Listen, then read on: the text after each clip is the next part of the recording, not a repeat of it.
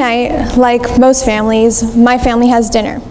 But unlike most families, we don't have dinner sitting on our dinner table. Rather, we have dinner sitting on our comfortable leather couch in front of our 42-inch flat-screen TV, intensely watching Indian soap operas.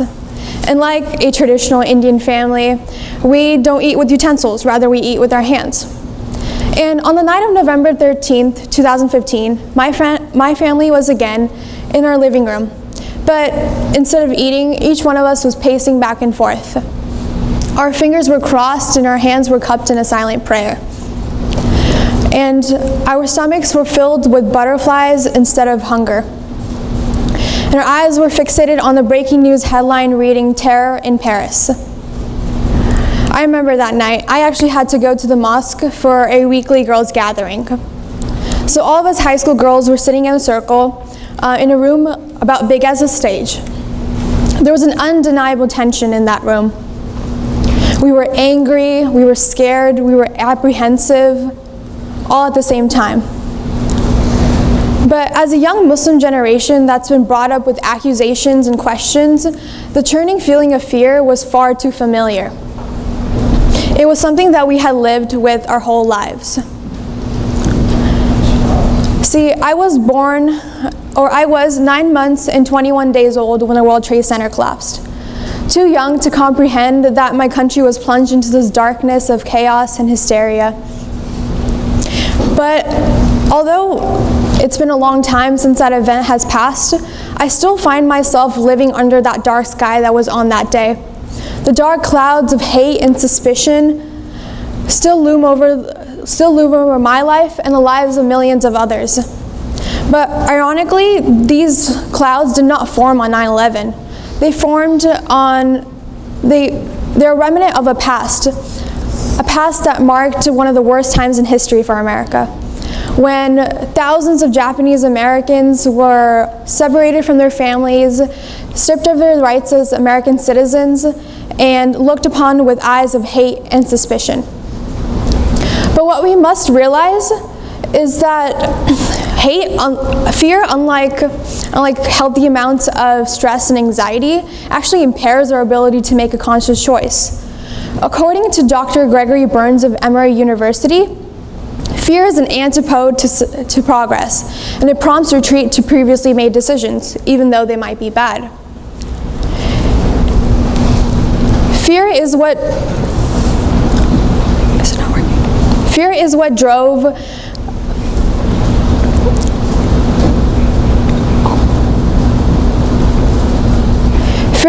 drove President Roosevelt to issue 9066, giving power to the Secretary of War to do anything in the means of national security. This which included pushing thousands of Japanese Americans into camps.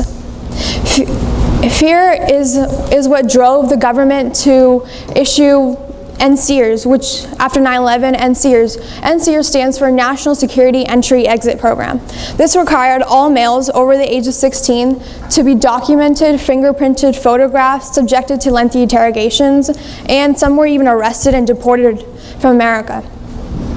Over 80,000 people went through this process, and over 13,000 were separated from their families and deported. The Muslim community of Coney Island is said to have lost a full third of their population overnight. But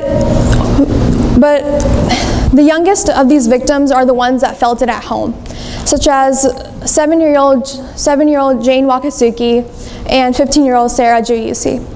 And their stories are strikingly similar. After Pearl Harbor, Gene Wakasuki's father was arrested under the charge of providing oil to Japanese submarines.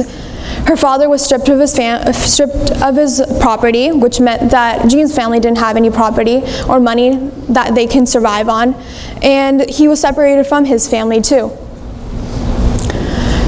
And for Sarah Giusi, her father was arrested under the charge of providing materials to terrorists and under the intention of kidnap, maim, murder in a foreign country. But this was just a false accusation, because it turned out that he had just given a donation to a charity in Bosnia in the 1990s. Her father was sentenced to 12 years in jail, and Sarah still waits for her father to come home today. Now that we know what happened and how much of a tragedy it was, but what is still unspoken is what made us do this in the first place. If these people weren't a threat to begin with, what made us think otherwise? What made us put hate propaganda everywhere? I hate to be the bearer of bad news, but the culprit is actually what we watch every Friday night, or every night if you're a binge watcher like me.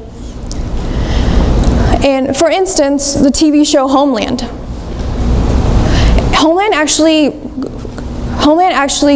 propagates our fear and hysteria of Muslims, and here's how. So the plot of Homeland actually starts off with U.S. Marine Corps sniper Nicholas Brody. So Nicholas Brody, he's captured by Al-Qaeda, and he converts to Islam under the influence. He comes back to the U.S. and tries to commit a suicide attack. But there's a problem with this show.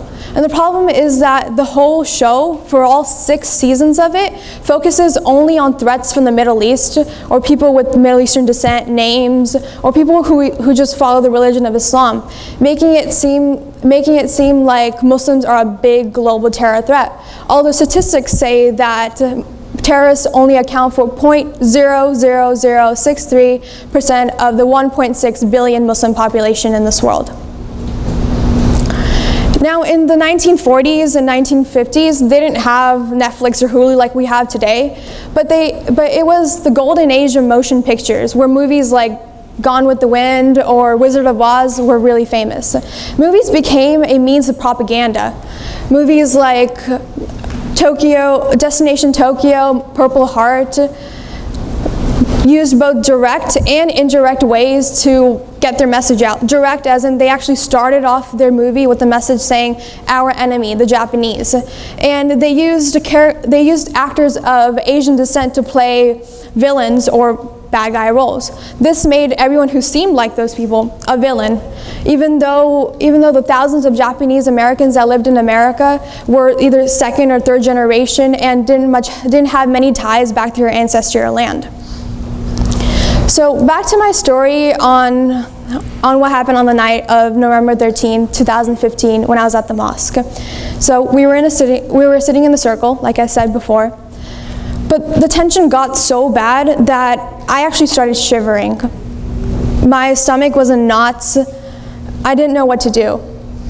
We finally broke the silence and we started talking. We talked about how we would face tomorrow as the young Muslim generation, how we would go to school on the following Monday, and how if our teachers had brought it up or someone had brought it up about these attacks and stuff, how our stomachs will be in 1,000 knots, and we would just be scared.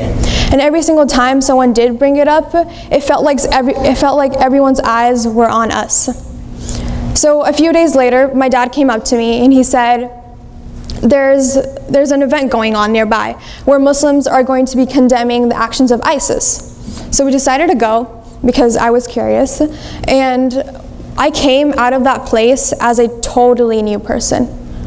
I had thought that my community and my peers were staying quiet about their concerns, weren't asking me anything, not because they knew me, not because they knew a Muslim, but it was because of respect, and I respect that. But then that also left me with a concern. And my concern is that they left these things brewing in them. And if these questions and concerns weren't addressed, these might turn to fear like it did with the Japanese Americans. So on the ride back home, I texted my friend and I said, we have to do something, because I knew that I couldn't live like this anymore. So me and my friend, we went up to our MSA advisor the next morning. MSA stands for Muslim Student Association. And we told him that, we want to do something because we didn't want to live like this. We didn't want to live in fear. We actually ended up doing Islamophobia presentations for the whole district. We got good responses, so we continued it on with the freshmen at our school last year. We continued our work and actually formed an interfaith campaign. which is still building. But what I learned in these past 9 months in all my work and seeing these events fold around the world is that you can never make the same mistake twice. Because the second time you make it, it's not a mistake, it's a choice. So we can either go down the path of segregation, or as my friend puts it, we can stand in solidarity under these dark clouds, because there peaks a light of change.